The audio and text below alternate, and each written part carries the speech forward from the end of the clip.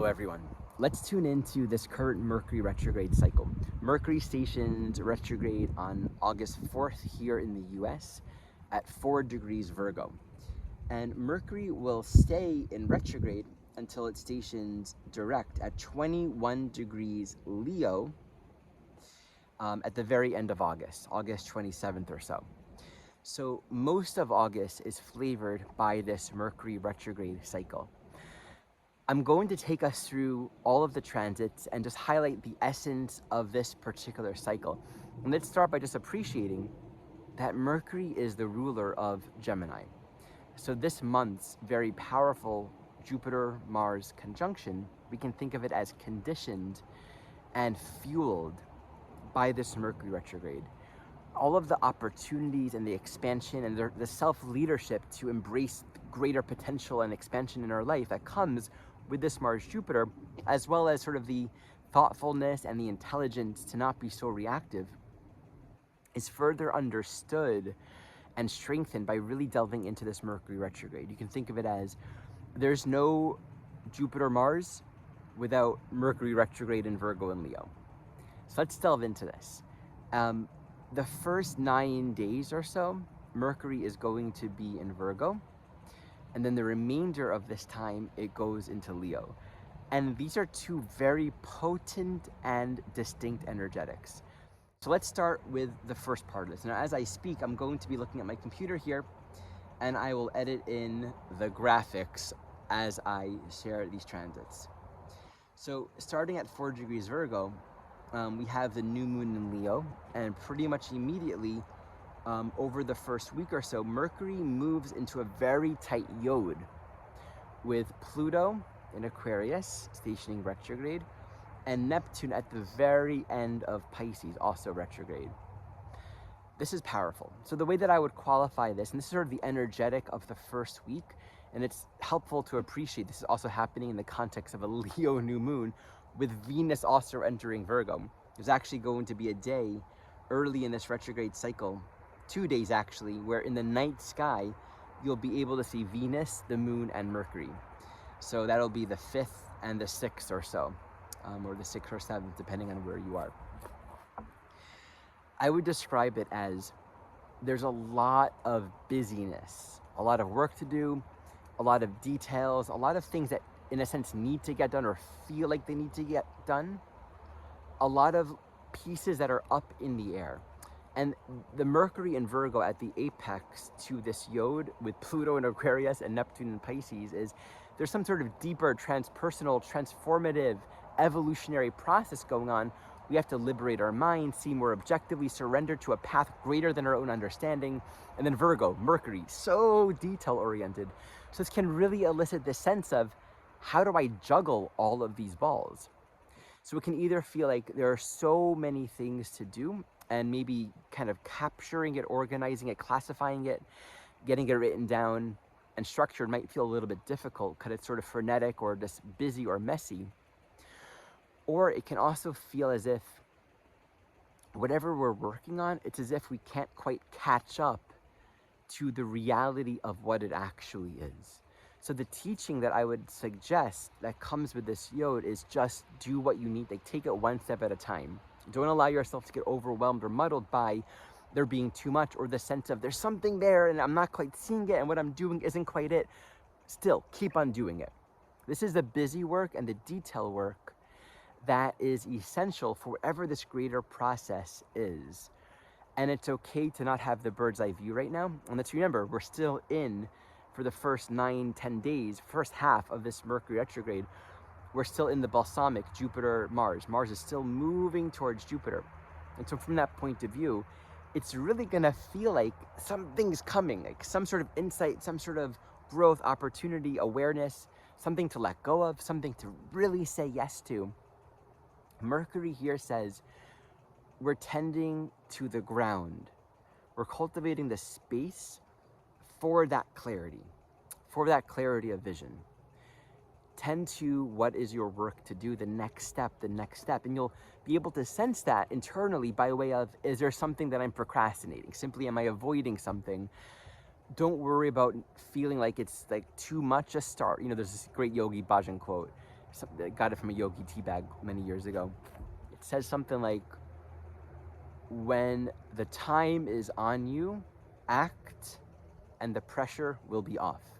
So that's the first part of this Mercury retrograde cycle. Once we transition into Leo, which happens around the 13th or 14th of this month, it's a very different ecosystem. Actually, the day it transitions into Leo, that it regresses into Leo, is the day of this Mars-Jupiter conjunction, okay? We're approaching the Cazimi with the Sun, simultaneous to both the Sun and Mercury squaring Uranus. There's a lot to unpack here, but let's just appreciate we've entered a new, like you're hiking through the forest, you just left the coniferous ecosystem and you're in a deciduous one, or something else completely radical and different. The very meticulous, almost like busyness, a lot of internal work of that Mercury in Virgo retrograde really shifts to a very exciting, engaging, and creative, and it can be just exhilarating, and it can be incredibly stressful, just with all the energy and creative energy that wants to be released during this Leo cycle. So let me just say two things to lead into explaining this. Let's remember that in the very beginning of a Mercury retrograde, both like the day before and just as Mercury is stationing, in the very beginning, those first hours, there's an internal gauge within us, right? Our inner reality, our inner experience is in touch with the cosmos. That's always like the inner and outer are one. And often we're gonna feel intuitively, we don't have to think about it, we'll feel and notice ourselves drawn towards, let's get certain things taken care of, certain plans, certain details, certain arrangements, right? We'll feel ourselves moving in a certain direction. We can sense that what's going to happen during the entire retrograde cycle is kind of beyond our control, right? That's why a lot of people say, you know, don't sign contracts during Mercury retrograde. I don't like to say that, but what I do say, the way that I would explain this is, set the stage for whatever it is you're thinking about, whatever it is you're working on, whatever contract you're working on, edit it, continue to work, let more of the details, let more of the pieces come into picture, because usually during the retrograde cycle, we're going to just see a lot more perspective. Our mind and how we're organizing our reality is going to come into a clearer view if we allow it, and we're not pushing the same ways of thinking and just trying to plow through. So I'm saying this to appreciate that this beginning part of the Mercury retrograde, if we're really listening, right, by the time this video is released, we're going to be in that phase. There's a sense of, I'm preparing myself. And that first 9 days with the Virgo is like, okay, I'm doing the work that I need to do, and this is all a part of it, and I'm not concerned with outcome. This is a Mercury retrograde journey. I'm working on the project, I'm editing it, I'm refining it, I'm allowing myself to kind of gather more insight, more information, more details, and I'm plugging away at it, whatever that means. And it might mean, relative to the Gemini stuff, interactions, experiences, travels that are a part of it that maybe you didn't plan for. So let me go into the second part of this retrograde cycle, and with all of this Leo, I'll speak about this from two angles. One, the Cazimi with the Sun is always very creative. It's sort of the essentializing of the entire retrograde cycle. This Mercury Sun Cazimi is also squaring Uranus, which is getting ready to go retrograde. And this is also within a degree of that recent Mars-Uranus conjunction, right? This is like the 26, 27 degree threshold of fixed signs where there's a whole lot of strong energy. So one, squaring this Uranus and this previous Mars-Uranus point says we need to have confidence and trust, Taurus, in our own value, and the confidence and the courage, Leo, to act on it, to actualize it, right? This might say you've been making certain plans, gathering data, information, perspective, kind of creating the ground. Now it's time to express yourself or make certain decisions or projects or opportunities that will come. And since Mercury's ruling this Gemini, we need to have confidence and courage in ourselves to step up to a greater level of inspiration in our life. And with this square to Uranus, this can be very stressful because on the one hand, we might feel bombarded or stressed or pressured if we're not in touch with our inspiration. if we're just trying to plug away in a way that isn't authentic to our genius, to our creative being, and we're not listening to that creative impulse that's wanting us to open our mind and open our hearts to something bigger and better and more relevant, we're gonna feel super stressed out, like something needs to explode. It's because something wants to open up inside of us. So the possibility for an immense amount of stress is there. But on the other hand, this can be like an explosion of self-love and self-confidence and self-assurance, believing in ourselves and trusting, getting to see, this is what all of this work has been for. This is what I've been cultivating and working on and developing and focusing on this is like the picture. It's all about me stepping into like the answer to all of our questions, in a sense, from one point of view, because you can kind of think of this from many angles. The answer is always who we are, right? Like all of the questions and problems that we have in our life can be understood if we come back to who am I? And this is not like a conceptual or intellectual, like spiritual understanding of who we are, like I am all that I am, but the direct embodied experience of knowing and breathing and living and embodying that which we are, our unique vibration. When we're true to ourselves, when we claim this part of ourselves, that which is eternal, our own soul vibration, everything else makes sense, because confusion and being out of place with our life and our path only happens when we're not living in resonance with our nature. So this is calling us into greater confidence and greater self-trust. The other thing I want to say is just appreciating that Uranus is stationing retrograde during this time. It's actually going to station at the very end of this month, very beginning of September. That emphasizes call for liberation, right? There's a deconditioning process. When Mercury will square Uranus after it goes direct, right? Mercury stations direct at 21 Leo, and then it goes again to pass Uranus while it finishes Leo. This is going to happen once Uranus is already retrograde. So we can actually think of this square with Uranus as a part of a process of liberation. And right now it's sort of a stress to open up our mind to greater inspiration, greater insight. What's interesting, I was thinking about this, kind of reviewing and speaking out loud in the car and sharing these thoughts with Michelle. And as I was thinking it, I think I said the words like, you have to follow your heart, right? This is like a calling to follow your heart. Also appreciate Mercury will be in conjunct to Neptune in Pisces just before this Kazemi. And as Mercury is approaching, kind of moving into Titan with this square with Uranus, like within 2 degrees. So I think that was the point where I said, you have to really follow your heart. And we passed a sign that said, follow your inspiration in that moment, right? Follow your heart, follow your inspiration. Mercury in conjunct, Mercury in Leo in conjunct Neptune in Pisces, right? Mercury in Leo conjunct the sun, squaring Uranus in Taurus, stationing retrograde. So once we go into that retrograde, it's calling for a deepening of that self-trust. You have to live your life and connect with your values, what's aligned, like the scent, the flavor, the nature of your own soul. It's not outside of you. It's not something we can find by comparing ourselves to how other people live or how other people do it. This is such a strong calling for inspiration and self-confidence and self-trust. I just love follow your heart, follow your inspiration, and follow your inherent call to embody and live your authentic life.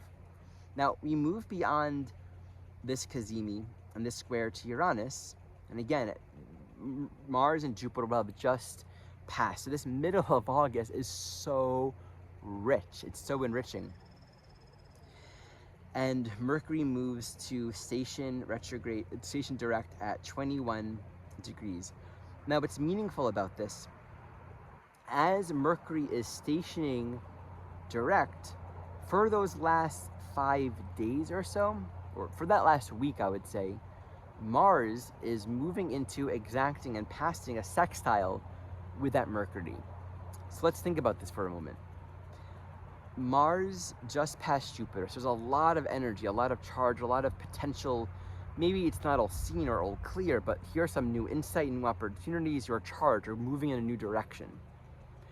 Mercury just got super activated, super energized, super inspired, a whole lot of new perspective and insight. Now this Mars and this Mercury, towards the very end of that Mercury retrograde, they sextile.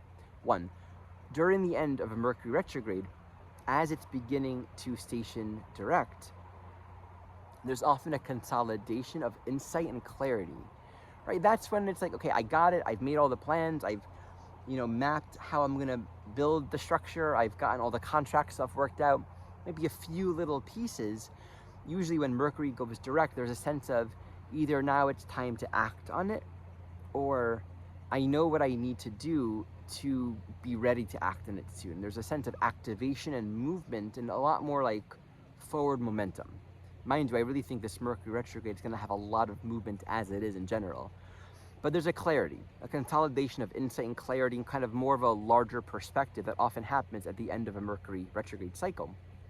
This happening with a quick, fast, intelligent, witty even, right? Mars in Gemini is quick to respond. It knows what to say. It's able to think very quickly and make choices really quickly. And of course, don't be defensive or quick to act upon the very first impulsive thought that you have. Simply this Mars sextile to Mercury at its stationing just brings a lot of clarity and the potential insight to know what to do in order to further our own evolutionary growth, to act upon the thoughts and see clearly. I think in many ways, this month carries with it the theme of when it is time to act, go for it 100%. When it's not time to act, don't act precipitously. There's a lot of energy building. It's like the flower wants to blossom and open when it's time. And when it's time, it goes all the way. It doesn't hold back at all. What is it like to live that way, right? Where we're really wanting a sincere and authentic and deeply relevant action. Like this is exactly the feeling, the vibe of this is where I want to be. This is what I want to be doing. I'm in the right place at the right time. We nurture and we cultivate that experience, that quality of experience, by not wasting our mental energy in ways that we don't need to be. We preserve it, we nurture it, we allow the space for intellectual clarity and insight so that we can truly act and the energy is clean and clear, not a whole lot of smoke and ambiguity that's created by a lot of thoughts and actions that aren't really necessary or helpful for us. That's a really great virtue that we can be cultivating during this month. So at the end of the cycle, Mercury stations at 21, it's trining Chiron. Again, this sort of, you got to be a leader of your own soul path. Even if there's an element of vulnerability and self-doubt, you got to do what you got to do. I think it's interesting, just at the very end of this month and the very beginning of next month, we'll have Uranus stationing retrograde and Pluto dipping back into Capricorn for its final time in our lifetime. So that's my rundown of this month's Mercury retrograde cycle. Thank you for watching. A few announcements for you. The Evolutionary Astrology Online Conference is this October. You can enroll in the description below. If you'd like a discount, you can become a member. Members are basically accessing all of the content from the last 2 years of series. This is like a combined 18 months of classes. And once you become a member, you get $50 off of the conference price. I am, as always, available for sessions, one-on-one sessions, soul-to-soul companionships. I work with couples as well. These sessions, I use astrology in service to your own soul work, following my own guidance and my own intuition. I have many classes, class series available, and my self-study training program also on my website. You can find all of this in the description below. Lastly, I often write articles 2-3 times a month or so in tandem to these videos. If you'd like to receive my written teachings along with recent video updates and other things that I'm doing, you can subscribe for that in the description below. Thank you so much for watching.